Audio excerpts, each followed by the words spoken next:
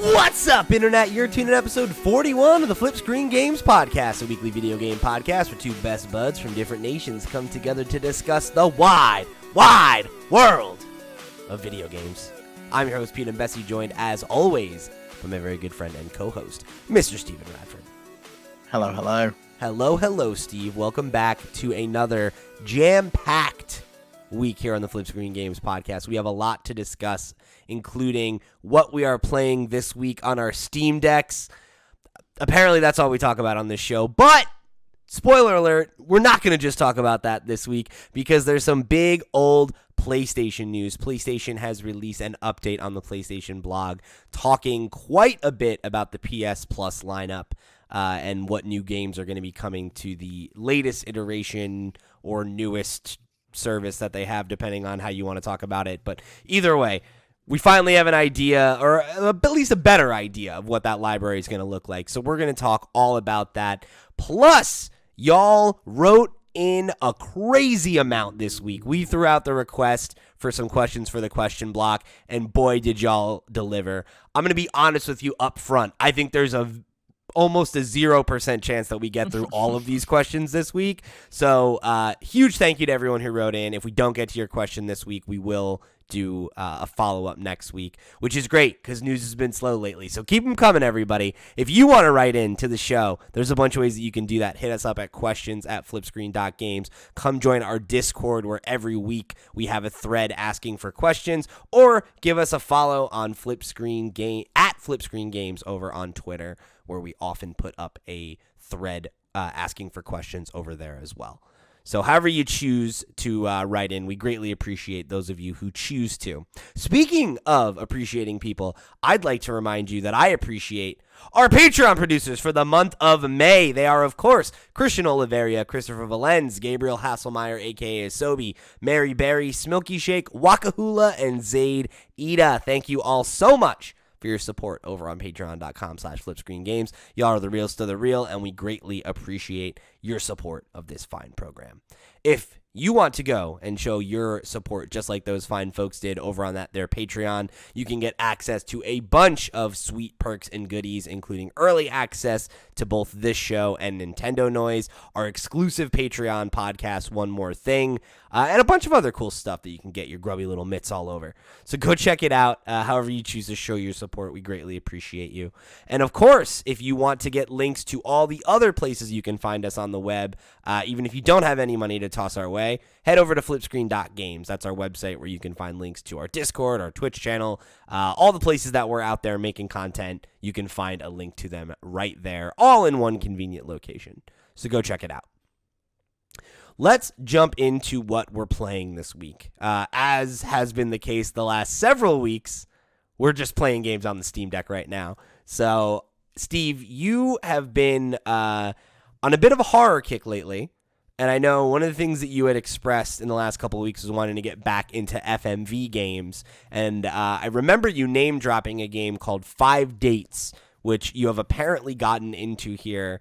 Why don't you tell the folks a little bit about 5 Dates? What's the elevator pitch? What's it all about here? Yeah, so I was looking into FMV games. Isaiah in the Twitch chat posted a bunch of FMV games when I was talking about it. And I went down a bit of a rabbit hole, and then I was exploring on the Steam store. It took me to the FMV collection. And I remember watching a streamer called Limmy play this a while back, and I was really intrigued about it, and I've wanted to play it for a while. So I just thought, sod it, I'm going to pick it up and play it with some friends and make the choices. And the synopsis is you're a guy, you're at home in COVID lockdown, and you're going on these virtual video dates with 5 women. You can only pick 3 at the beginning. That then whittles down to 2 that you could potentially take on second dates, and then eventually down to 1. And the idea is that you kind of romance them. But you can have a lot of fun with it. All of the women are really different. You can choose things on your profile. They're reference things on your profile. They'll be like, oh, where's the cute dog that was in your profile picture? Or oh, I wasn't sure which one you were if you're there with a group of friends. And you can choose where you work, things like that. And it's fun to get invested in the story and be like, oh yeah, I really like Shayna. She's really nice. She's a nurse. She's into video games. Like, I think she's the one to go for. Who's And this then dude? This other guy in the oh, like, Callum, is he's he the like your mate friend? who Okay, he's the friend who you're constantly calling and like debriefing after the dates that you go on. that's And he's funny. also on the date. He ends up matching with one of the like in one of the kind of tangents you can go down, one of the routes you can go down. He ends up matching with one of the women, and you can proper call her out on it, and she gets really arsy with you for calling her out. That she's like matched with your friend when she said she wasn't talking to anyone else. It's really funny. And there's the Paige. Paige is the funniest. Like the funniest experience we've had is Paige, and you go on a phone call with her and she's there wearing like sportswear, and he's like, oh, are you like a personal trainer or something? She's like, no, no, no, I'm an ambassador for the brand. He's like, what does that even mean? She's like, I'm an influencer. And you could be like, that's not a real job, is it? That's not a job. And just like really piss her off. And we managed to piss her off to the point where she hung up the phone, and like it shows your compatibility of how much they like you in a percentage. She was down to 0%. We asked her on a second date anyway, and she said no. She declined. She That's didn't want funny. to come back and see us again. That makes sense. So I'm gonna try and figure out, because it's sort of like a puzzle game as well. It's like trying to figure out what they like, how to kind of court them, get them on a second date, a third date, figure out their interests and stuff. It's good fun. Like you can pass or fail the dates. It tells you at the end of a run, you failed like 6 dates or you failed 3 dates. You know, that kind of thing. I feel like that should be a And it's requirement for real dating. Like at the end yeah, of the date, like whoever you went on a date with is required give to you a score. yeah, they gotta like submit a score I for like you. you 78%. But it's really cool, and it touches on some like issues as well. Obviously, the COVID stuff. There's a point if you get one of the women to like you enough. I guess she's in the mood, and she's like, "Oh, please come meet me right now. Come over to my house. I need to see you," kind of thing. And he's just like, "What? I'm break lockdown. There's no way I can do that." And like she's like really pushing you to like break lockdown and come over for a booty call, and he's just like, "There's no way. I can't do it." And Do you not then have the option to say yes? no, yeah, I'm not. He goes off on a whole tirade about how it's so important for public health and this, that, and the other, and I'm like, come on, it would have been good to say yes. And you can be like proper judgy as well. Like one of them goes off and smokes some weed with a friend, and you can be like proper judgy about it as well if you want to. Be like, oh, you smoke. You could like you can like really role play in specific roles as well. You have like a choice, an option as to whether you want to drink alcohol on the date or not. It goes into quite a lot of detail, and depending on your choices, they very much interact differently. One woman that you go on a date with has a full-on panic attack if you go down a specific route, and you can like choose to either stick around and try and like Like be deal with the cool about it. situation, or you can just hang up the phone and like it's like there's like multiple things you could do. It's really fun. Some of the choices are fun. Some of the like we got told off by one of the women for telling her to calm down. She's like, you know what? You shouldn't tell a woman to calm down. And she like gets proper upset about it. She's really funny. Have you ever? Um, Are you familiar with the show Broad City at all? no, I'm It not. was a Comedy Central show. It was really really funny. And it's like about these like two young women who live in New York, and they're like best friends.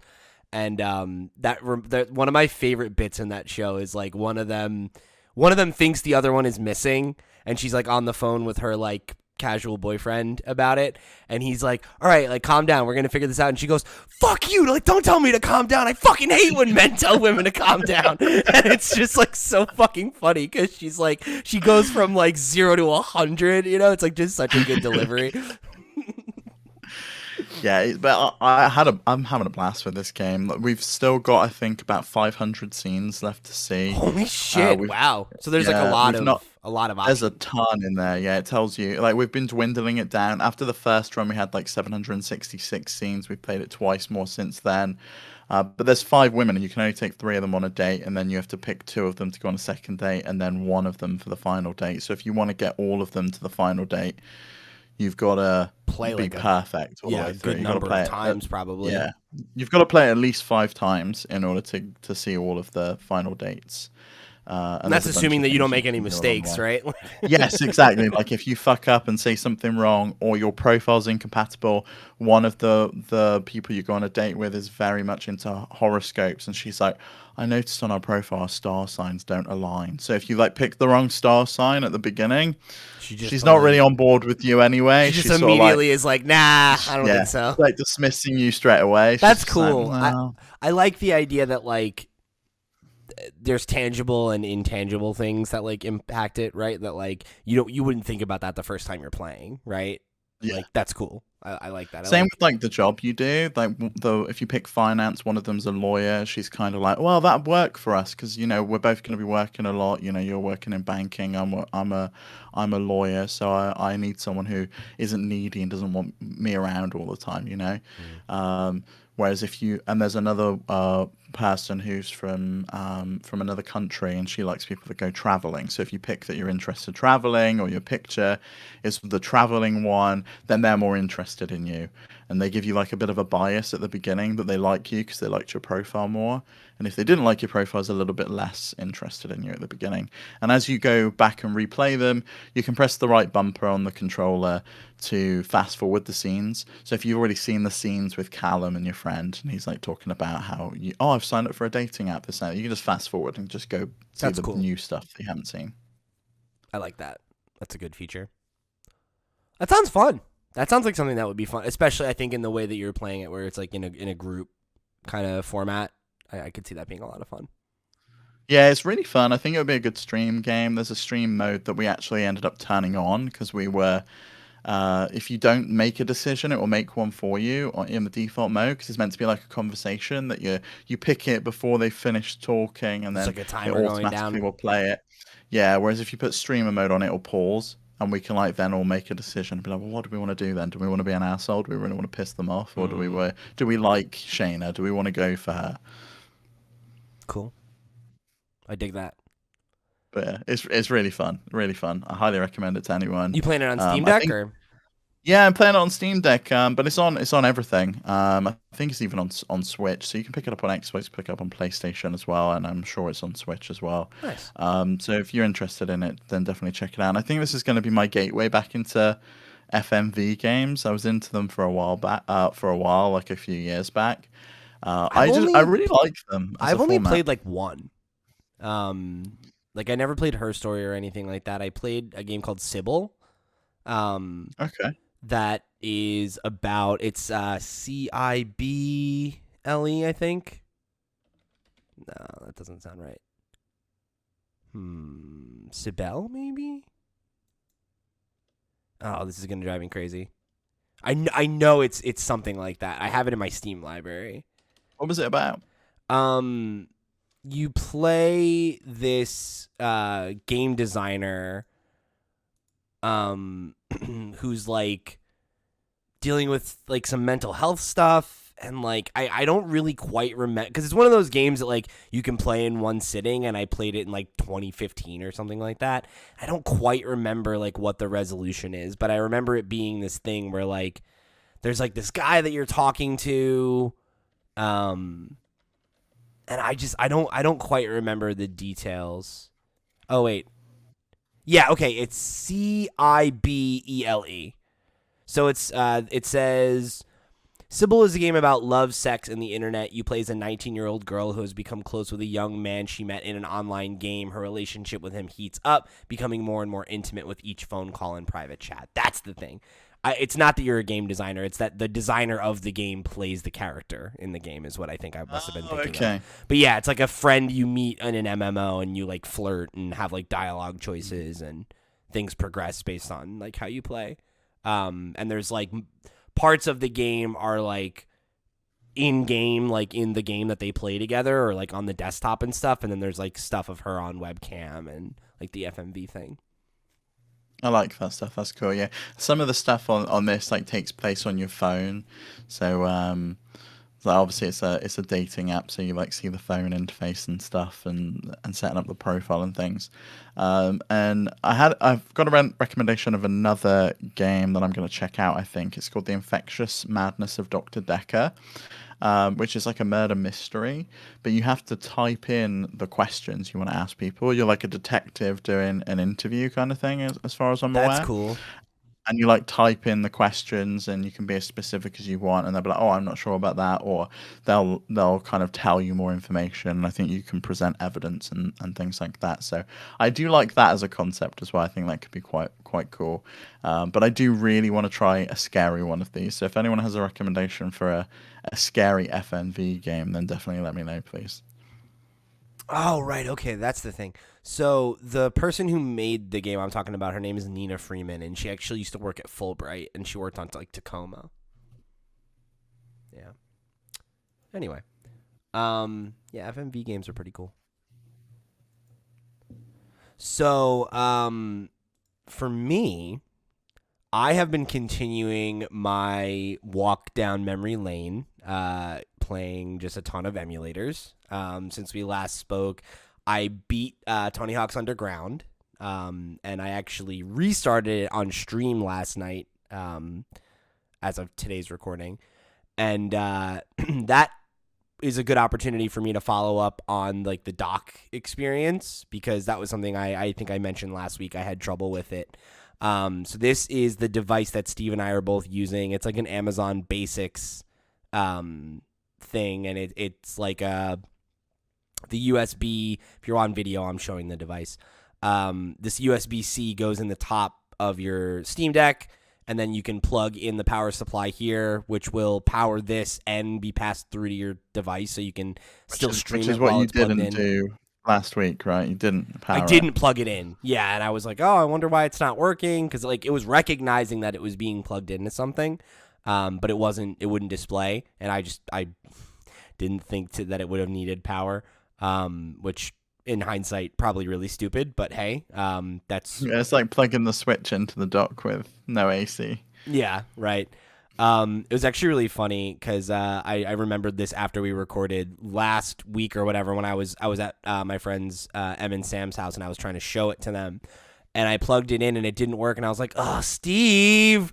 Like, and Em just goes, "I'm gonna tell Steve that you just whined to like that you needed his help," and he's absolutely in no way around to hear this. But anyway, I tested it last night so we could stream Tony Hawk, and it worked perfectly. Plugged right in, had no issues, and it's absolutely an ideal way for you to do emulation. Like, I think in any way, like on the go, obviously is great, but like seeing how good it looked plugged in. Granted, only on my monitor, not on like a 4K TV, which I haven't experimented with yet. But it looked sharp. It was like crystal clear, no issues. I was able to sync up my Pro controller and use it like a game, like just like the regular PlayStation controller. And what's cool about the Pro controller is it actually there's a native setting on Steam Deck that you can toggle on or off to have it flip the buttons, so that A is actually A and B is B, rather than like the normal Xbox layout. So I turn that off while I'm playing PlayStation games, and I can just use it like it's a PlayStation controller. And you just got to remember, what X, circle, square, and triangle are. But if you're like me, you've got that muscle memory. So yeah, I was surprised how seamless it was, and like how good an experience it is to use it as like a tool for streaming, or to emulate and throw things up on the TV. I was a little skeptical. I think it's great. I'm looking forward to trying out some multiplayer games on there as well, because I know you can hook up multiple controllers. You can change the order in the interface to be player one, player two, that kind of thing. I played some Wind Waker on stream as well this week, and it was seamless, absolutely seamless. I'm eternally impressed with, you throw something at this little device, and it performs, and it does exactly what you want. Yeah, it's really impressive. I kind of can't believe how well it works. And like I know I need to play more native Steam games to see like how those work because I've mostly just been doing emulators and stuff, and they work great. I found one that was it's like not tested, and I thought I got it working with Proton GE, and it crashed my Steam Deck twice. I had a blue screen. Oh no! And it crashed. What was the game? So, uh, what lives beside you or something like that, some horror game, some rando horror game that we downloaded. So I may get a refund on that, and that's one of the good things about Steam, right? Is you got 2 hours of gameplay, and if it doesn't work, you can get a refund. So I forgot about that. I may end up refunding that one. Have you tested out these Epic Game Store games yet? I haven't yet, no. So that I'll see if I can download Prey for next week. Come on, there's a sale going on right now. I want to take advantage of. There's a big old sale over there. Yeah. How do you get the coupon again? It's automatically applied. So there's a coupon that gets automatically applied, 25%, and then when you've bought a game that's compatible, they give you another coupon for 25% off. So I don't know why it's even a coupon, but it is. Well, you gotta test this out before the sale's over, bud, because I'm trying to buy some of these games. I'll let you know. But you could try it. You could try Heroic and install some of the free games you've probably got from the Epic Games Store. I could. I'm going to be honest with you. I've been a little distracted by the other game I've been playing. So I started up Tony Hawk's Underground 2, and I've been playing that a little bit. But my memory served me well in that I definitely like Underground more than Underground 2. So I was playing it a little bit, and I was having fun with it. But it wasn't quite scratching the same itch. So I was like, I'll take a break and come back to this. And a game that I've been meaning to install since like I downloaded it one of the first nights I got the Steam Deck, and I never popped it on, was Digimon World. So this was a game on the PS1 that I was very into as a kid, but it was definitely like too hard for me, which has been like a really fun experience because, like oh shit, hold on. Oh God. Okay, there we go. Fixed it. So yeah, this was a game that I played a good amount when I was a kid. Like I have a lot of fond memories of it, but it's not a game I got very far in because it's pretty obtuse. Like it doesn't tell you much in terms of like how to properly like raise your Digimon and how to like raise their stats so that they digivolve into like something powerful. And like a lot of the progression of the game is like, it's very like old school RPG where it'll be like, oh, I've heard that if you go to this spot at this time of day, like something will happen, or if you go here, like something might happen. So like we have wikis for that now that tell you everything, which is great. Yeah. Which is definitely helpful. But even just being an adult and being like a more seasoned player, I've been able to like figure things out that at the time where I was like, how does this work? I don't understand this. And now I'm like, oh, okay, this is how that system works. Or, oh, this is how you're supposed to advance this thing that I never got past as a kid. So like I've been playing it for like a week maybe, and I'm already farther than I ever made it as a child, which is pretty exciting because like I've played it for probably like I don't know, a tenth of the time I actually spent with it as a kid. And like I realized the area I spent most of my time as a kid is like literally the opening area, and I was just fighting the same shitty Digimon and like making the same mistakes over and over again and just like not understanding why I wasn't progressing. So that's a bit of fun thing where it's like obviously I've been trying to go back and play games that I like have nostalgia for and that I'm excited to revisit, but it's cool to like go back to a game that I have a lot of nostalgia for and that I want to play again, but now I can actually like beat it and progress and see more of the game. Like I've seen 2 whole areas in the game that I never got to as a kid. That's so funny. The only game I can think that I've got like that as a kid that I remember vividly is James Bond 007 on the Game Boy. I was terrible at that game, and I never left Marrakesh. And I think you're meant to learn how to play Baccarat in order to progress the game. And I'm just like, I'm 7. I don't know how gambling card games work. So I just left it, and I remember ended up just running around all the time and just shooting things. Yeah, it's funny because like the whole thing is like it's got a mixture of like the original Digimon, like the handheld, like Tamagotchi equivalent that Digimon originated as, where like you have like stats for battling and everything that you can work on, but then like your Digimon also has like a hunger gauge and like they have a bathroom gauge, and if they like shit outside of a toilet like on the ground, they have like a virus gauge that goes up and they can turn into this gross Digimon that like eats poop and stuff. And like there's all these like weird little like like pet management type elements to the game as well. And like your Digimon like dies of old age eventually, and then you get like Oh my god. and then like it turns into an egg and you get a fresh one, and you need to like retrain it, and like you can evolve all these different combinations and everything. So there's like a lot of depth to the game, and it doesn't explain how a lot of systems work to you. There's definitely a lot of like finding things out for yourself, and in some cases, right, like I found a wiki that I could look at and learn from for some of the key stuff. But yeah, it's I've been having a lot of fun with it. It was something that I thought I would like jump into and like futz around with a little bit and be like, cool, nostalgia, and then like be done with. But I'm thinking like I kind of want to try and beat it because I never beat it, and I'm making good progress. Like I'm on I think the 5th area now or 6th area, and I think there's only like 10 or 11. So I'm moving things along pretty good. Gotta get it done and ready for Digimon Survive. And I'm curious, have you decided what platform you're gonna pick that game up on now?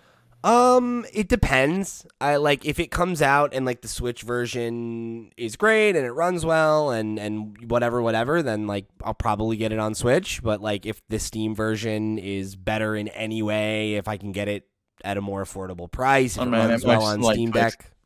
Yeah, I think it's most likely going to be better in terms of like resolution it runs at and things like that. Probably, yeah. And so it's like as long as it's like well optimized on Steam Deck, or if it runs okay, then like I'm in.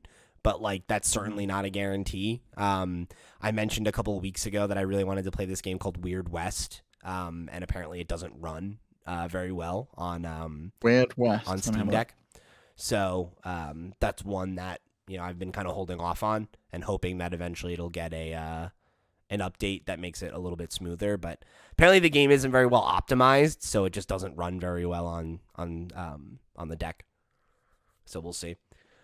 Yeah, it's marked as playable, but on ProtonDB if you switch to experimental, you can set some launch options and it'll run at 60 frames per second without any changes. So there you go. Maybe I should try it now. But yeah, so that's I think going to be the deciding factor for me on a lot of this stuff. Like if the Steam version runs better and I can play it on Steam Deck, then why wouldn't I get it on Steam Deck?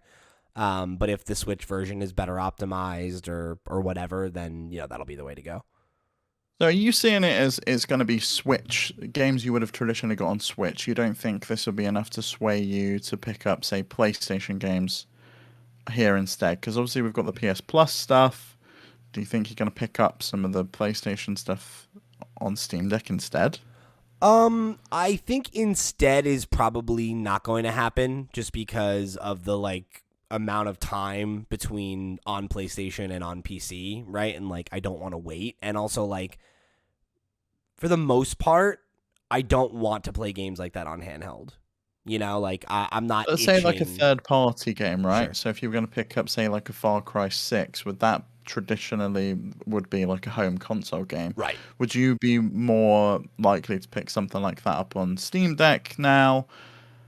Or are you still thinking, I want to play that on PlayStation? I think it really depends on the experience. Like, I think there are not many games that I think of as being like, this is a home console experience that I really want to have on a handheld. Like Far Cry, I would rather play that on the big screen and be like it being the only thing I'm focusing on and having it be like 4K, 60 FPS, like, the tightest, sharpest experience that I can get. I can understand that. Is kind of what I feel like I'm looking for with a game like that.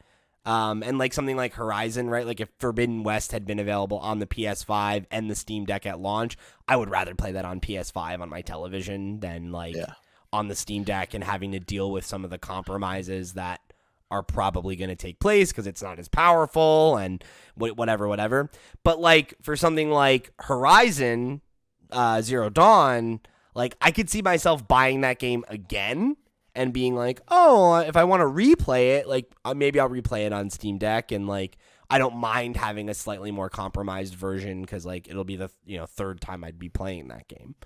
So I think that's the bigger factor for me. Like I think the games that are going to be most likely that I pick up on Steam Deck are going to be something like Electhead was like a game that was in the last Nindy World, and I was like, oh, this looks really cool. Like I want to check this out, and it's like, well, I could wait for it to come to Switch, or I could just buy it on Steam and play it now. I think those games are going to be way more likely for me to be like, let's get it on Steam Deck instead. But for like big AAA stuff, I don't know. I think again it depends on the experience, because like a Digimon Survive, I could see is really good on a handheld. Yeah, and right. If you're going to pick that up on Switch, maybe you pick it up on Steam Deck instead. I also think I'm picking up Ooblets on Steam Deck rather than on Switch.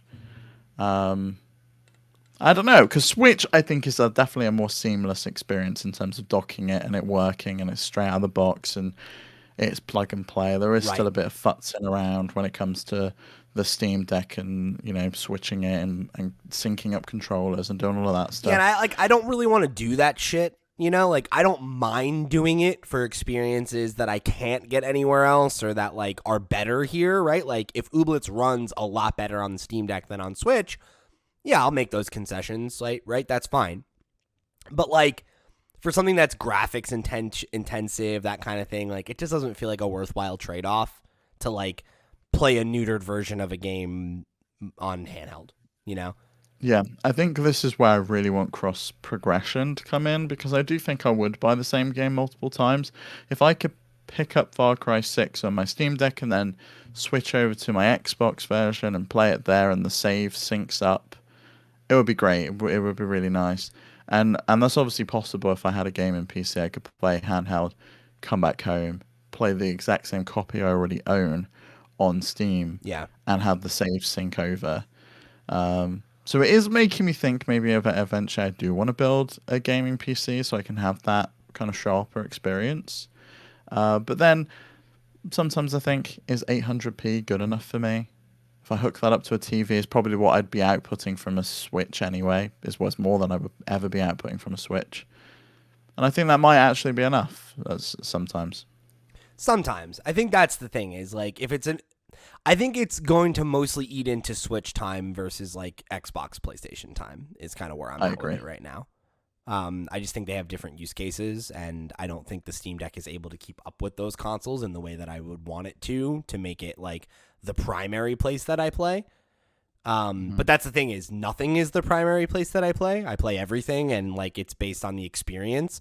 And I like that about the Steam Deck is that it actually, this is one of the big things I remember talking about forever ago, right? Was like, where does this fit into my use case? And I think it's found a niche in that it's a perfect emulation device. And if I can play other indie games on it, great, And I think that's really all I need it to be, but we'll see.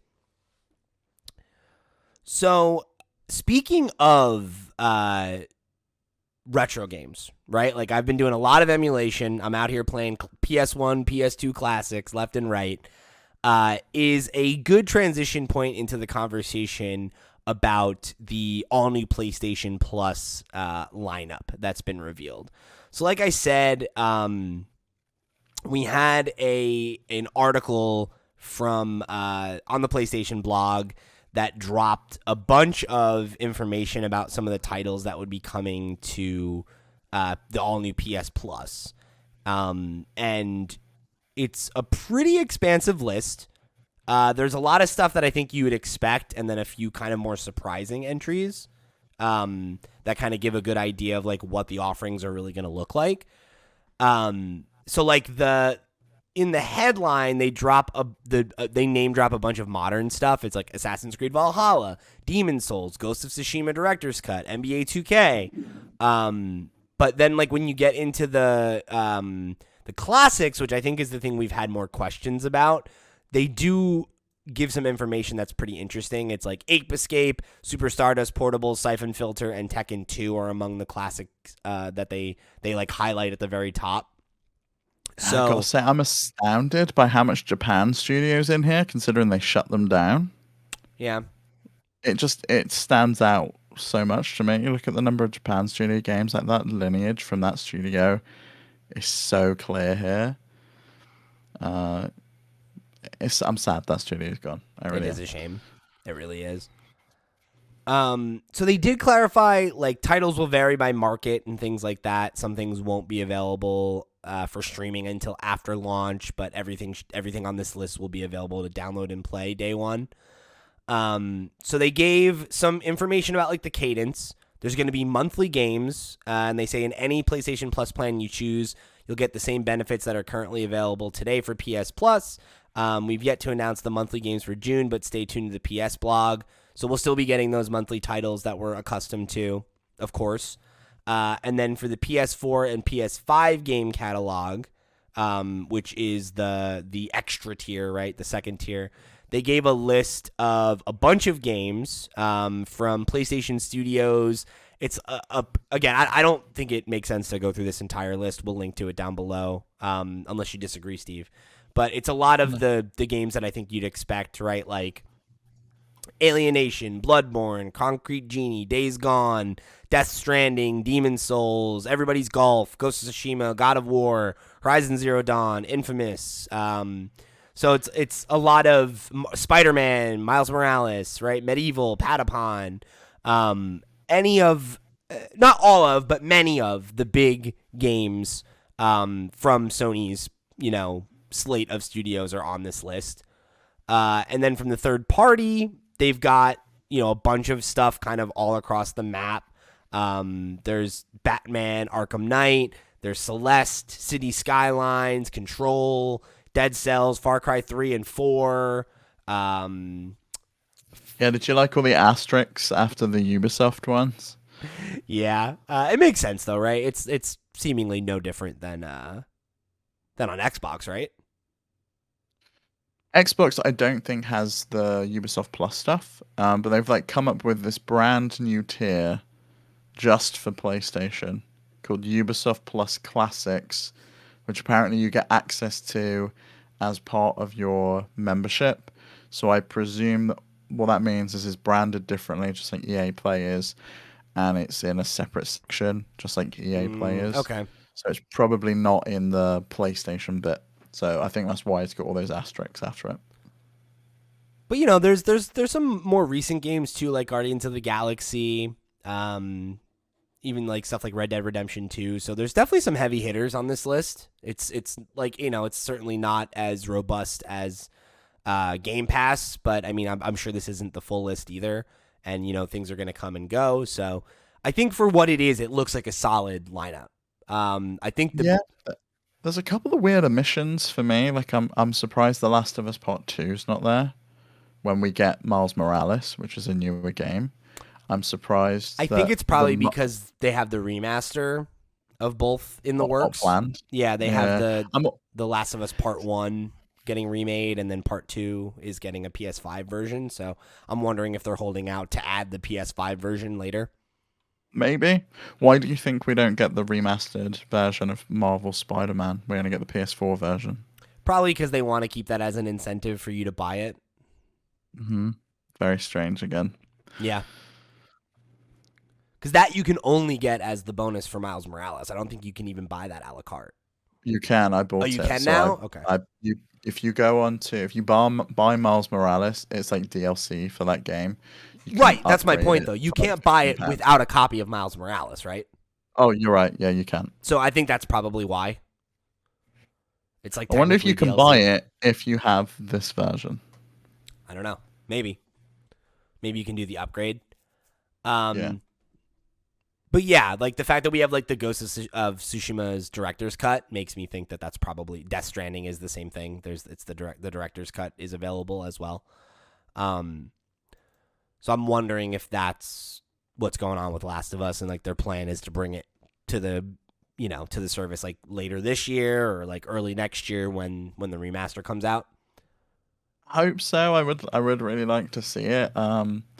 I hope they don't just hold that one back for like another year and a half. Oh, you know what though? The Last of Us Remastered is actually on this. Yeah, Last of Us Remastered is on That's it, but Last of interesting. Us 2 isn't. It's really strange, especially considering all of the Uncharted games are there. But again, they're not the remastered ones, they're the PS4 versions, not the PS5 versions. Yeah. It's kind of a weird move just to have the PS4 versions. I guess they want you to pay for it, but it's Yeah. just like They just put those out, right? Like they don't want to kneecap the sales of those before they've mhm. had a chance to succeed. But a lot of this is stuff that was already in the PlayStation Plus collection. So that's gone away. You're gonna have to upgrade to get that, whereas previously it was included. So if you're going for this middle tier and you played a bunch of the stuff that was in that collection, like God of War was there, Last of Us was there, Uncharted was there. I don't think there's a lot for me to buy at launch if I'd already played a lot of these on that medium tier, unless you're They into added like a the lot Ubisoft of stuff. games though. There's a lot of games on this list that weren't on that list. Like I don't believe Horizon was on that list. Initially. You might be right. Zero Dawn, I don't think was. So and I think again, like the third party stuff, it's a decent list as well. Hmm. I think most gamers could probably find at least one or two games on this list that they haven't played. That Yeah, would I agree. justify the I payment. agree with that. So then they talked a little bit about the classic games, right? And there's a little bit of information here that is new, so I'll read from this a bit. PlayStation Plus Premium/Deluxe members will have a selection of popular classic games to play, with some titles that will show improved frame rates and higher quality resolution compared to their original launch versions. For select original PlayStation and PSP classic games, members will also enjoy a new user interface with menus that allow you to save your game at any time or even rewind the game if you want a do-over. Players who have previously purchased the digital version of select games from the original PlayStation and PSP generation will not have to make a separate purchase or sign up to PlayStation Plus to play these titles on PS4 or PS5.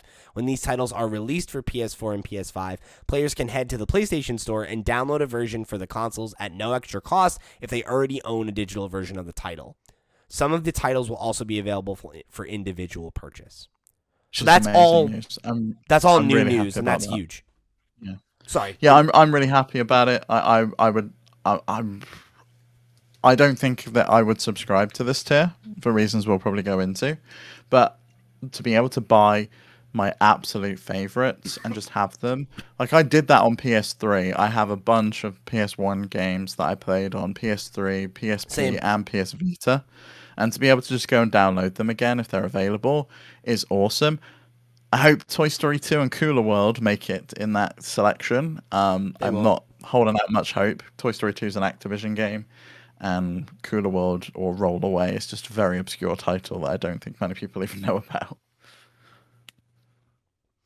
So on this list, it's shorter.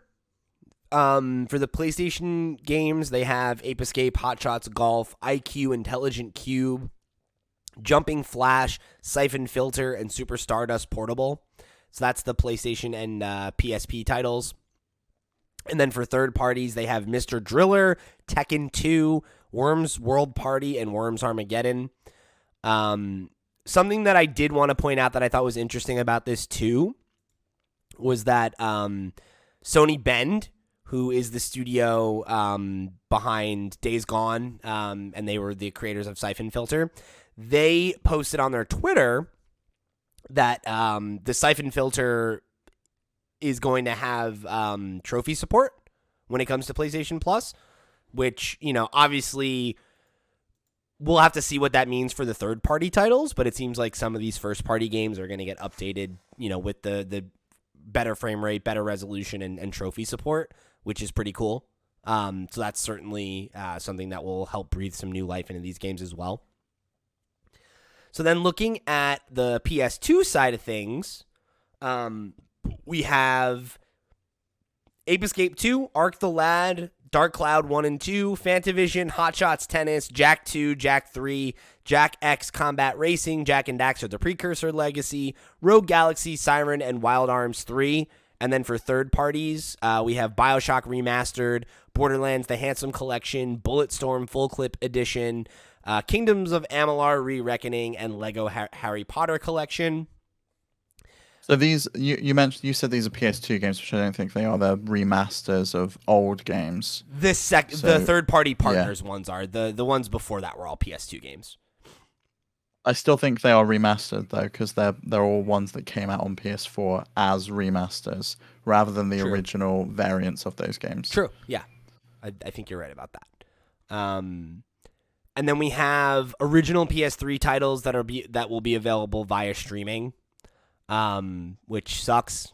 And it says these Yeah. are original non-remastered versions of PS3 games, and they're available where cloud streaming is available.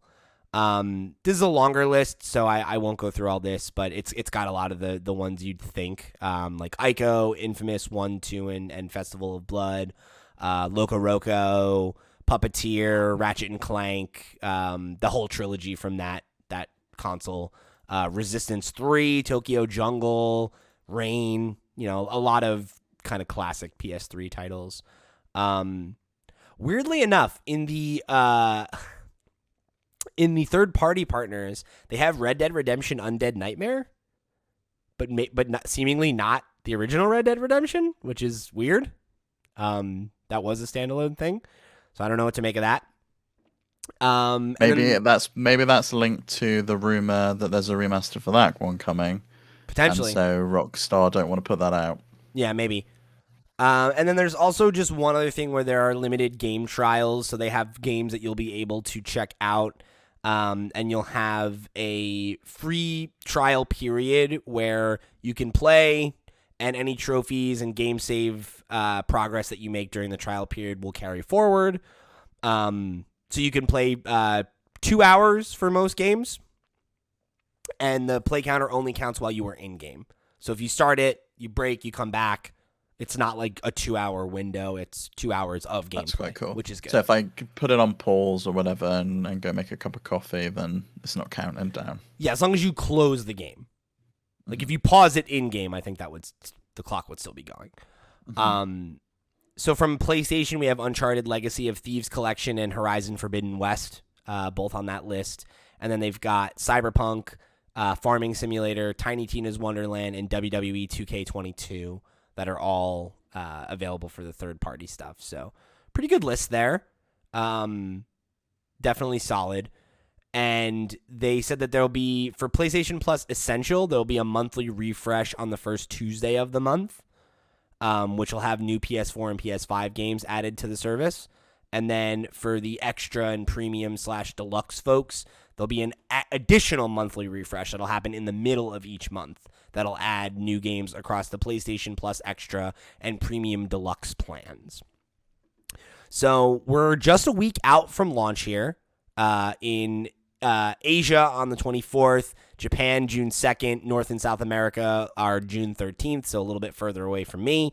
And then Europe, Australia, and New Zealand will be on the 23rd, so just about a month out for you European listeners. So we're coming up on it. I think I have a lot of thoughts on this now that we've seen this. I think this is a solid enough list. I think they definitely need more. We definitely want to see the library continue to grow.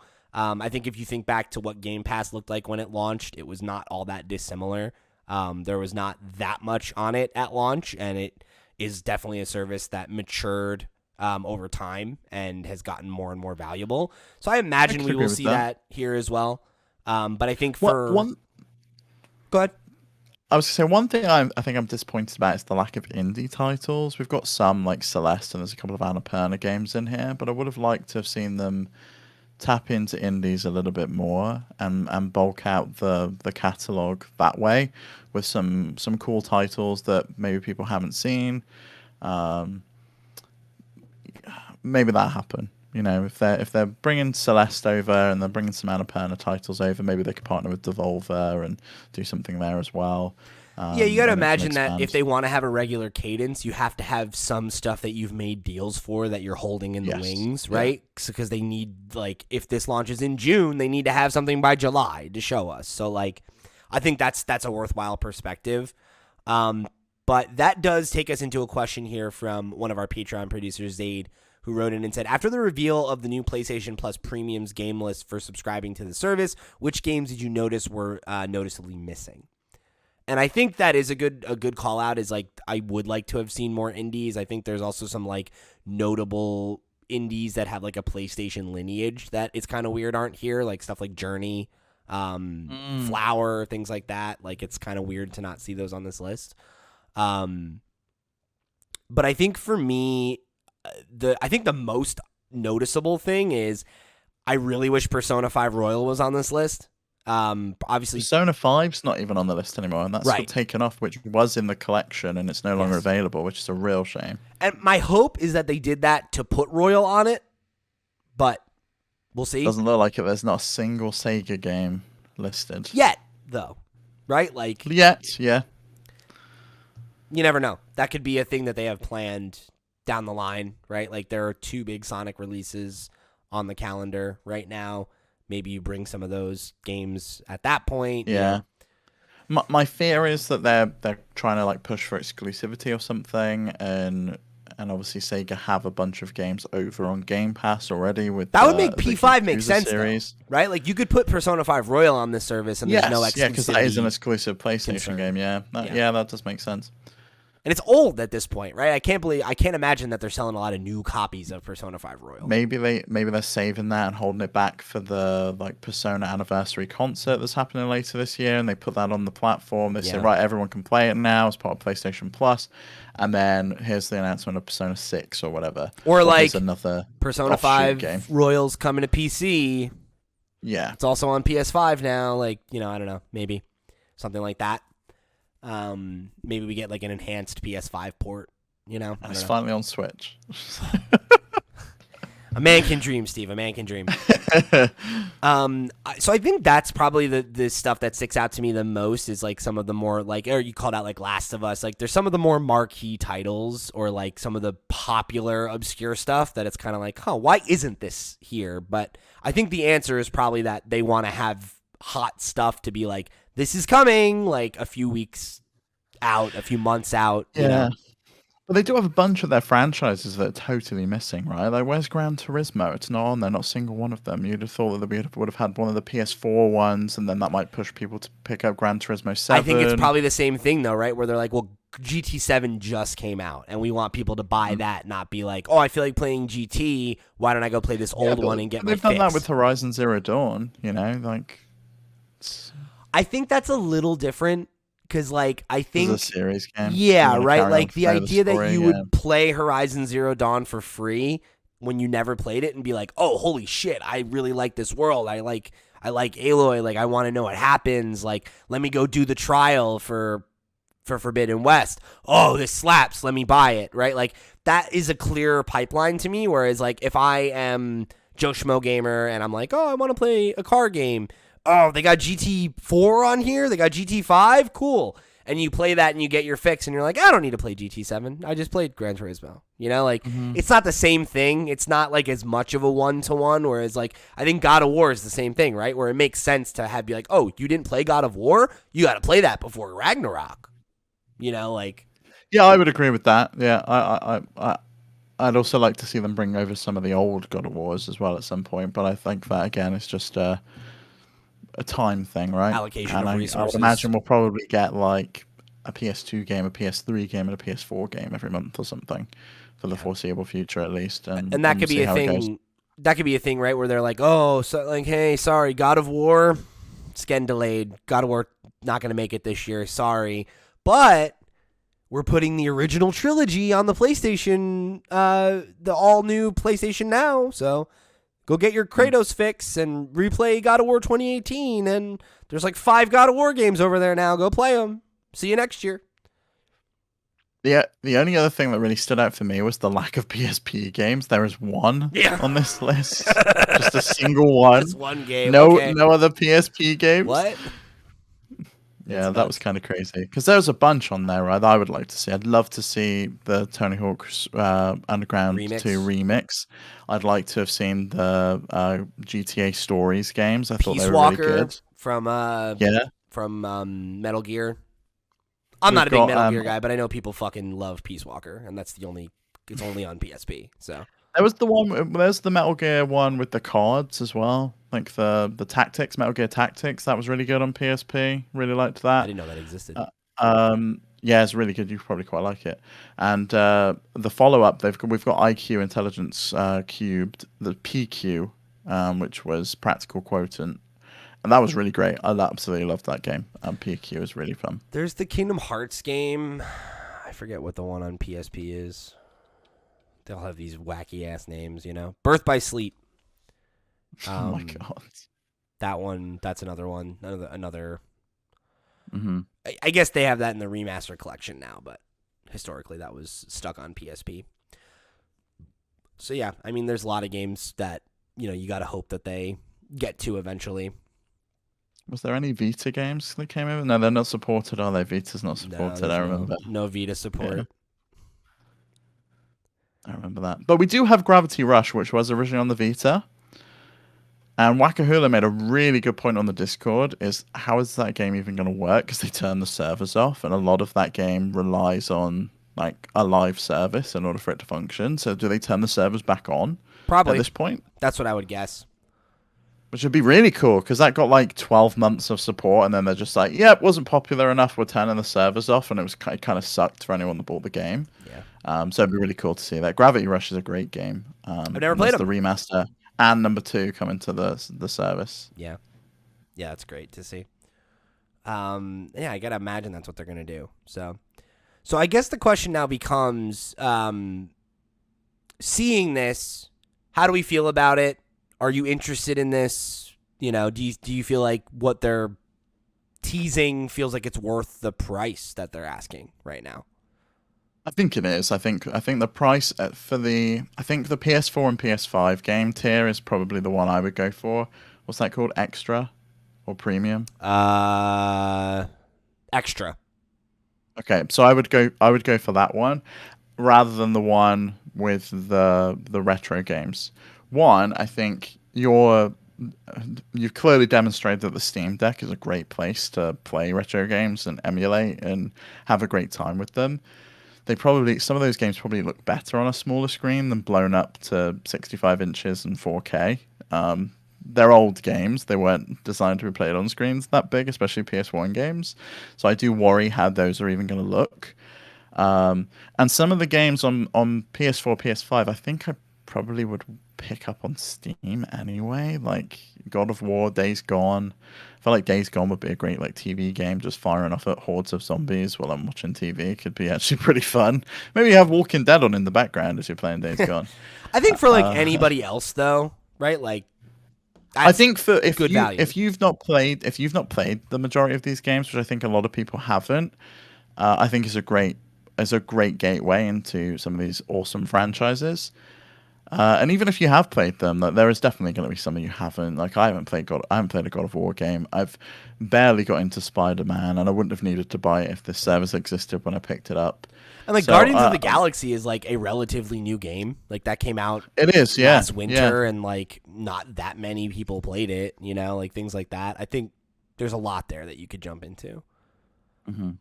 And again, I think if you're even like a semi-casual player, like there's a lot here that like you might not have caught in the last couple of years that's like legit good, Yeah,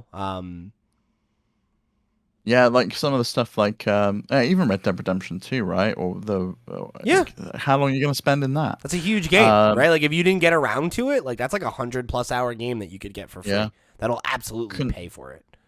The PS5 version of Control, fantastic game. Hollow Knight, which I really want to get back to Hollow Knight. Yeah, you got Hollow Knight, you got Dead Cells. Like there are a couple really solid indies on here as well.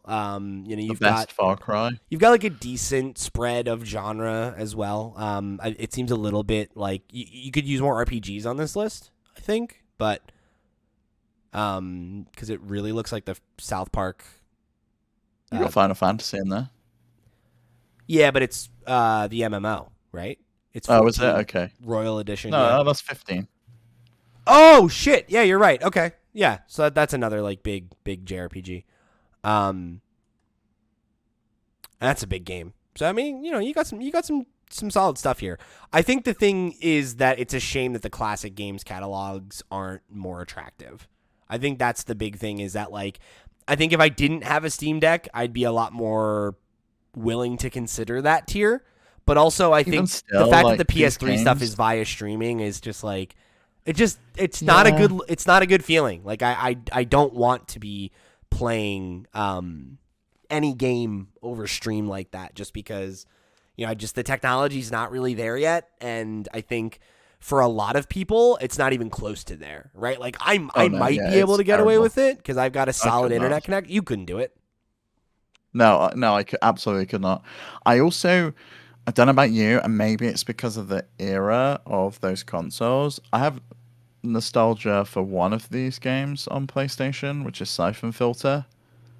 The rest of them are like, okay. Tekken 3 I preferred to Tekken 2. Oh no, Tekken 2 rules. I love Tekken 2. But I want to play that with someone else, and You can no play one a else I two-player, play with though. plays fighting games really. And it's third-party games that I want. I want like the Crash Bandicoots and the Theme Hospitals and the stuff I played as a kid on here, and they're just not going to be there because they don't have the partnerships with Activision or with EA or with whoever to bring those games over. And it's like probably licensed licensing stuff is problems not are ever going to be come. a nightmare, right? Yeah. Like stuff like that, like Digimon World that I was playing, like that's never going to be on this list, right? Like I want Toy Story 2 on here, and I know it's possible because they sold it to me on the PS Vita. So someone owns the rights and sold that, so they could get it on this platform at some point. I guess it could happen. I wouldn't hold your breath though. Like the Tony Hawk's games, I'd They're imagine not that's coming. what you really would love to have. They're not going to happen, right? There's too many. It's too many. There's too many hands in that pot. Yeah. It's like what you got to clear the rights to, from Activision, who's now owned by a direct competitor or will be, right? I don't know what Tony Hawk's actual stake in it is, but I think he still has hands in the rights of it, and I think that was an agreement from the beginning, and that's stayed true. So you'd have to have him sign off. You'd have to have all the bands whose music are in the game sign off. You'd have to have all the skateboarding companies whose logos are in the game sign off, and it's just. I wonder if there's likeness issues as well with some of the other skaters in the probably. game. Do they need to sign off on it? Yeah, probably. I doubt that those contracts were made in perpetuity because that wasn't how we thought about games back then. Mm-hmm. We'll put it on this disc and that'll be it. Yeah. Yeah. So I think you're going to be pretty limited when it comes to that stuff. Which then it becomes this question of all right, but how many PlayStation originals are there before they run out of games that they own and can put up, and can they make the partnerships to get these other games up? And if not, is that tier going to just? And I doubt they would make this a tier if they felt like they couldn't support it. But is it going to be enough? Is it going to feel like the Switch where it's we get 1 or 2 games a month and it's just not? You're not feeling like you're getting enough bang for your buck, enough to keep you engaged and on the platform. That's the tier that gives you a bunch of stuff though, right? It gives you the streaming access, it gives you the game trials, and it gives you the retro stuff. So maybe they feel like that's why they've had to bundle the 3 into one tier rather than just here's the retro tier. Yeah, and I think you're probably right about that, but I just don't. For me, I don't feel like that tier feels like it's worth the price right now, whereas the secondary tier I think I probably will bite on because I have a hard time thinking that I won't find enough value in that in a year to justify the payment. Because it's only what's the pay structure on these again? Let's see.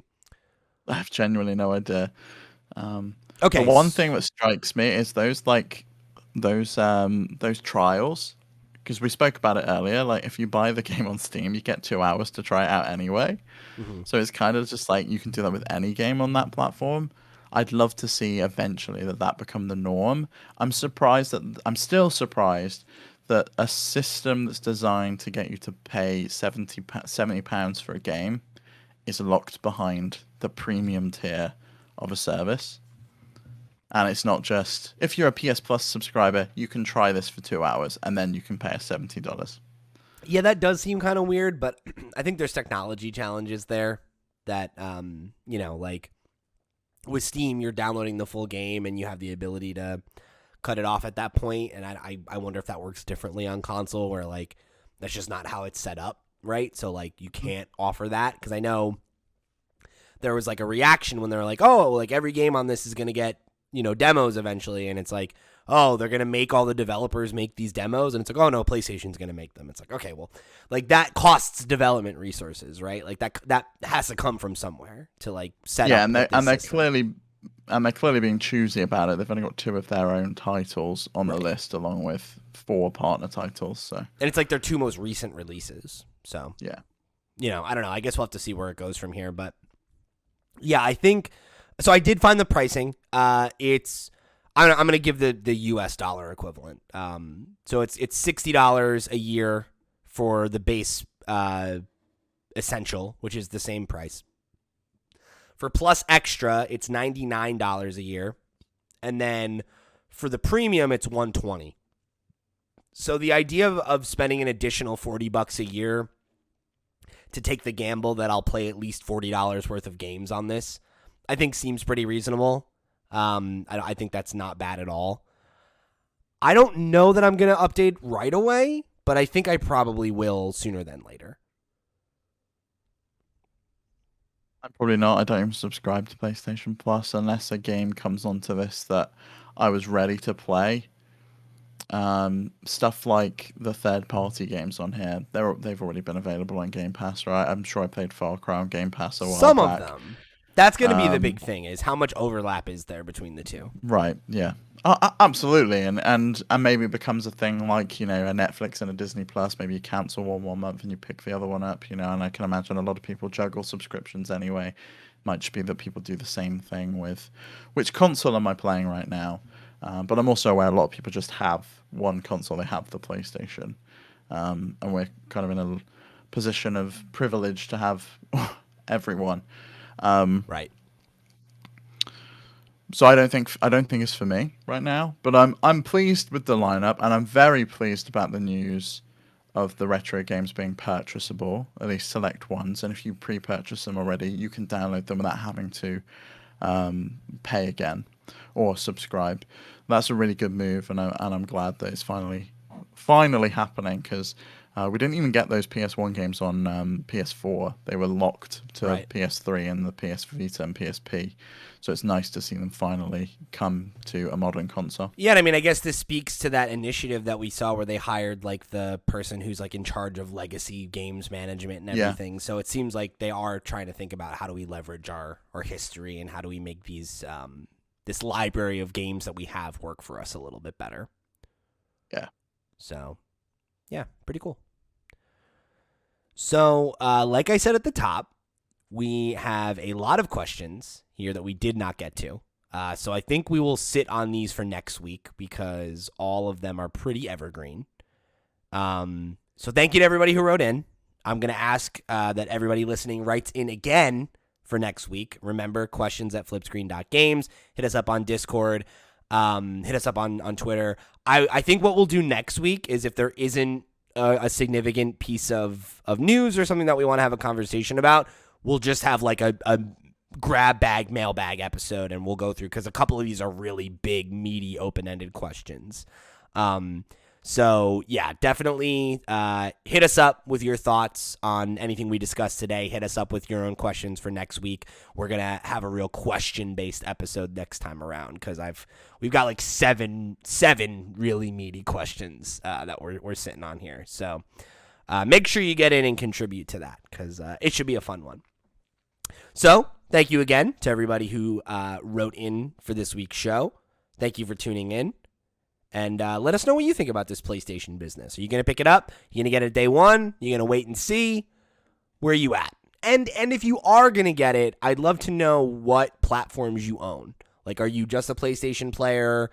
Do you have Xbox and Game Pass? Like, how are you feeling about this whole thing, and where does it fit into your gaming appetite, So, remember, head over to flipscreen.games. If you want to write in, all the links to all the ways you can do that are right there. Come join the community.